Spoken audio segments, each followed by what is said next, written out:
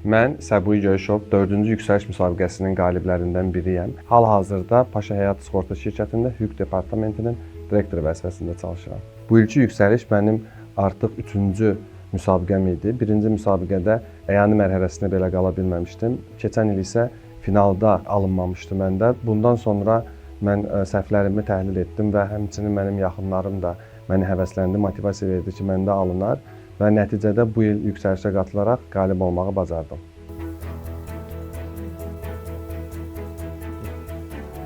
Müsabiqə zamanı sizə ən çox hansı liderlik xüsusiyyətinizin kömək etdiyini düşünürsünüz? Bu suala belə cavab verim ki, mən kommunikasiya bacarıqlarımın daha çox kömək etdiyini düşünürəm.